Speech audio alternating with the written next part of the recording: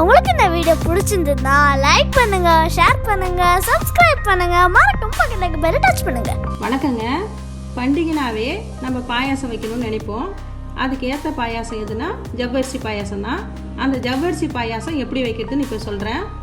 பாயாசத்துக்கு தேவையானது 1 கப்பு ஜவ்வரிசி, 1/2 கப்பு தேங்காய், 1 கப்பு சர்க்கரை. இனிமேட்டு இது எப்படி செய்யறதுன்னு நான் காமிக்கிறேன். ஒரு பாத்திரத்தில் 1 கப்பு பால், ஒரு 3 கப்பு தண்ணி போட்டு நம்ம அடுப்பில் வச்சுருக்கோம். அது நல்லா கொதிக்கட்டும். கொதிக்கும் போது தான் நம்ம ஜவ்வரிசி போடணும், இல்லைன்னா அந்த ஜவ்வரிசி அதில் கரைஞ்சிரும். இப்போ நம்ம இதில் ஜவ்வரிசியை போடுறோம். இப்போ நம்ம ஜவ்வரிசியை போட்டுட்டு இதை அடி பிடிக்காமல் நம்ம கிண்டி விட்டுக்கினே இருக்கணும், இல்லைனாக்கா அடி பிடிச்சிரும்.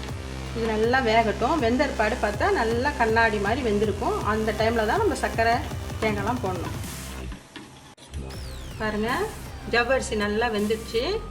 நம்ம இந்த கண்டிஷனில் கொஞ்சமாக உப்பு போட்டுக்குவோம். கொஞ்சமாக உப்பு, கொஞ்சோண்டு ஏலக்காய் பொடி, அதுக்கப்புறம் இந்த தேங்காய் பூ, அதுக்கப்புறம் வச்சிருக்கிற சர்க்கரை. இதை போட்டு கொஞ்ச நேரம் கொதிக்க வச்சு நம்ம அந்த முந்திரி திராட்சையும் வறுத்து நெய்யில் வறுத்து இதில் போட போகிறோம். பாருங்கள், முந்திரி திராட்சையும் நெய்யில் வறுத்து வச்சுருக்குறோம். இப்போ இதையும் நம்ம இதில் போட்டுக்குவோம்.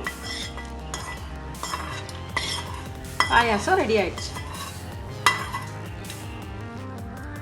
பாருங்கள், சூப்பரான ஜவ்வரிசி பாயாசம் ரெடி ஆயிடுச்சு. இது செம டேஸ்ட்டாக இருக்கும். இது ஆறுனா ரொம்ப கட்டி ஆகிடும். அதனால் கொஞ்சம் தண்ணியாகவே இறக்கிடுங்க. ஆற வச்சு டேஸ்ட் பண்ணி பாருங்கள், குடிங்க.